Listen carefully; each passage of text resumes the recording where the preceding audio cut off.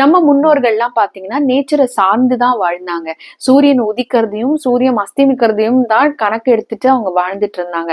நம்மளோட ஆன்சிஸ்டர்ஸ், நம்ம primitive people என்ன சொல்லி கொடுத்தாங்க அப்படின்னு பாத்தீங்கன்னா, நேச்சரை சார்ந்துதான் அவங்க வாழ்ந்தாங்க. அதுதான் அவங்களோட வாழ்வாதாரமா இருந்தது. இன்னைக்கு இந்த மாடர்ன் வேர்ல்ட்ல இவ்ளோ டெக்னாலஜிஸ் இருக்கும் போது வி டோன்ட் அப்ரிஷியேட்.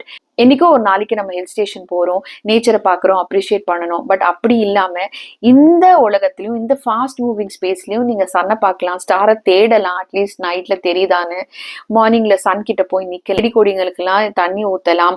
ஏதான ஒரு நேச்சர் சார்ந்த வேலையை நீங்க செய்யும் போது யூல் பி மோர் கனெக்டட். எவ்வளவு நீங்க நேச்சரோட கனெக்ட் ஆறீங்களோ அவ்வளோ யூனிவர்சல் லாங்குவேஜ் உங்களுக்கு புரிய ஆரம்பிக்கும். You will also start vibrating in the same vibration as that which is around us. அப்போ நம்ம connectivity with the nature, connectivity with the universe becomes very easy. இதுதான் நமக்கு வாராகி அம்மன் இன்னைக்கு கொடுக்குற கைடன்ஸ்.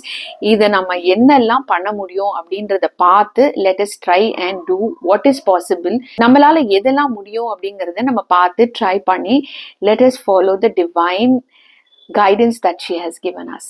Thank you.